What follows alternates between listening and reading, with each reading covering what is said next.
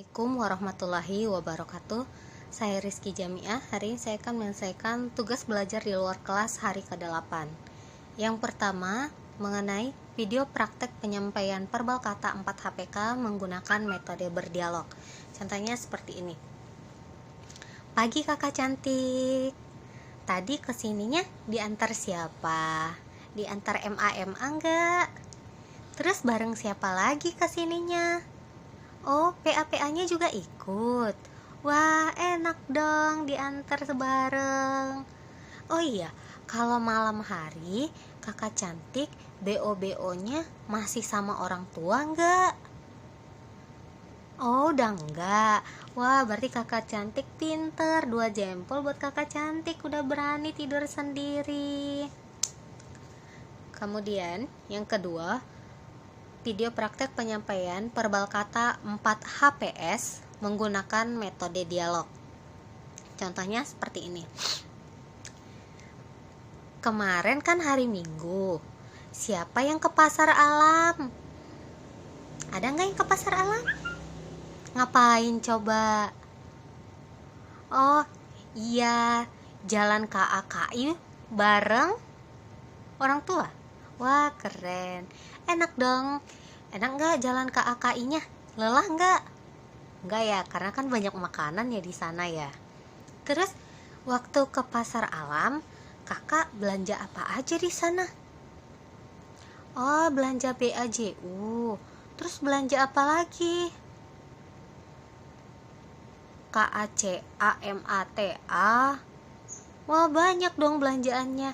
Emang mau dipakai buat apa? Mau dipakai buat pesta? Wah, berarti kakak cantik pasti cantik banget. Aduh, guru jadi pengen lihat.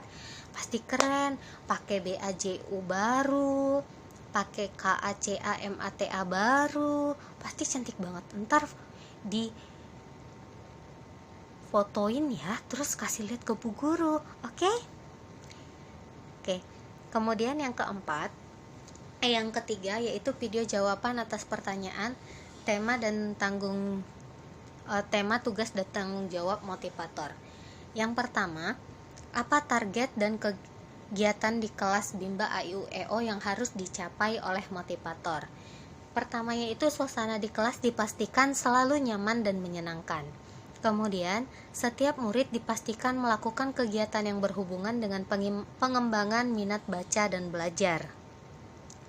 Terus, setiap murid juga dipastikan melakukan kegiatan sesuai dengan tahapan perkembangan kemampuannya. Dan lama kegiatan anak yang berhubungan dengan minat baca dan belajar itu harus selalu meningkat dari sebelumnya. Kedua, bagaimana cara motivator mencapai target atau tugas di kelas Bimba AIU-EO? Nah, cara motivator ini yang pertama, motivator harus selalu menyayangin dan mengasihi si murid. Selain itu, motivator juga harus bisa mengendalikan diri sendiri. Pada kegiatan di kelas, harus selalu dimulai dengan kegiatan yang menyenangkan bagi si murid. Kemudian, motivator juga harus dapat menerapkan konsep dasar variation skill, konsep dasar Bimba AIU-EO, dan juga dapat menerapkan kurikulum Bimba AIU-EO. Terus, motivator harus selalu mengevaluasi apeksi murid. Dan yang terakhir, bila mengalami kesulitan di dalam kelas, maka si motivator harus bekerja sama dengan meminta bantuan kepada motivator yang lain.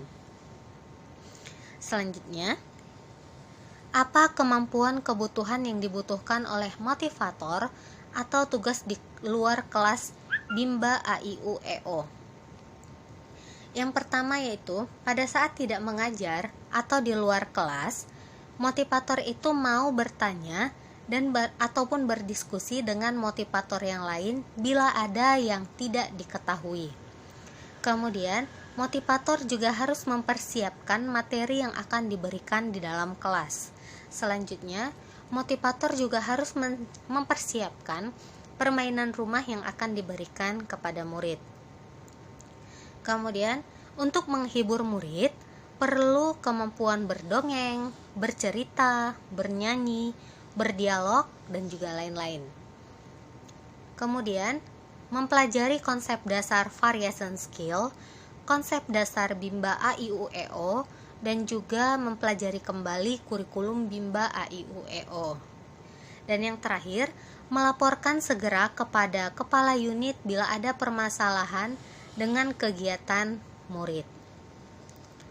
Kemudian, apa tanggung jawab utama motivator Bimba? Tanggung jawab utama motivator Bimba ini ada dua. Yang pertama itu menjadikan suasana di kelas aman untuk belajar, dan yang kedua menjadikan suasana di kelas nyaman untuk belajar. Kemudian yang ketiga yaitu mengenai tanggung jawab motivator di kelas.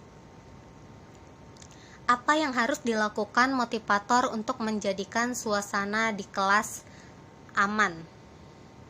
Yang pertama itu, untuk menjadikan suasana di kelas aman itu, motivator itu harus memastikan bahwa semua stop kontak atau saklar berada jauh dari jangkauan anak-anak. Tidak ada senjata tajam seperti gunting, paku yang berceceran di dalam kelas. Dan juga tidak ada binatang ataupun serangga di dalam ruangan. Kemudian tidak ada tumpahan air di dalam kelas, dan memastikan kipas angin dalam kondisi yang aman di dalam kelas. Kemudian meyakinkan anak didik bahwa ia terlindungi dari ancaman kekerasan verbal, fisik, psikis dari motivator, teman, dan juga orang tua. Apa saja yang termasuk kekerasan fisik yang tidak boleh dilakukan selama berada di Bimba? Kekerasan fisik itu meliputi mencubit, memukul, ditusuk dengan pensil, ataupun dijewer. Apa saja yang termasuk dalam kekerasan psikis yang tidak boleh dilakukan selama berada di Bimba?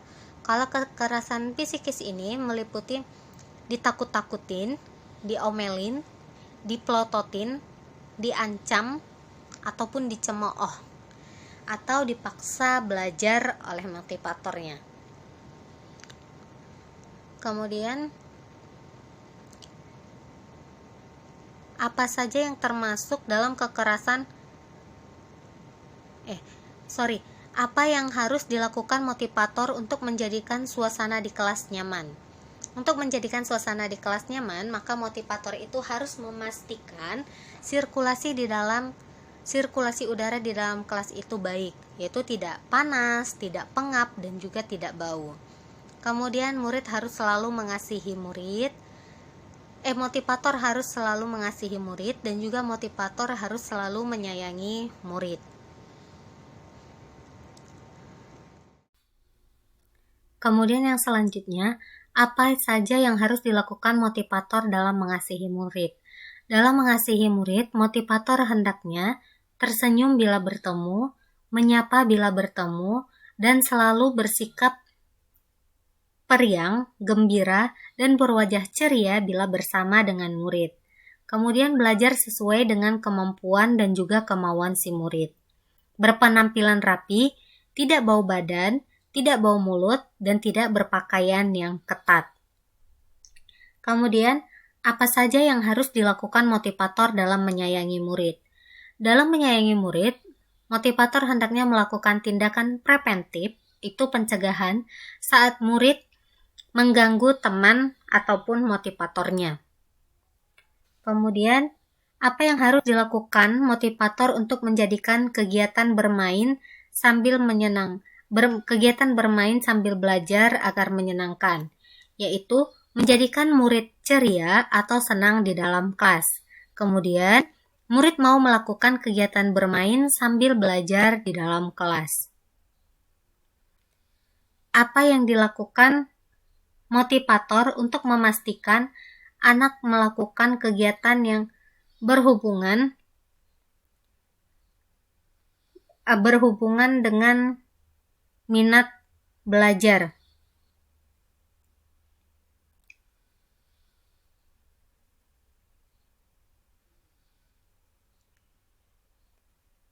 yaitu motivator harus terlebih dahulu mengetahui bagaimana karakter si anak tersebut, sehingga motivator itu dapat memastikan anak itu melakukan kegiatan yang sesuai dengan yang berhubungan dengan minat belajar si anak. Apa saja yang harus dilakukan motivator untuk memastikan anak melakukan sesuai dengan tahapan perkembangannya? Yaitu motivator harus selalu mengevaluasi apeksi si anak dan juga mengamati si anak, melihat perkembangannya dan memberikan pembelajaran yang sesuai dengan tahapan perkembangannya. Apa saja kemampuan yang harus dimiliki oleh motivator?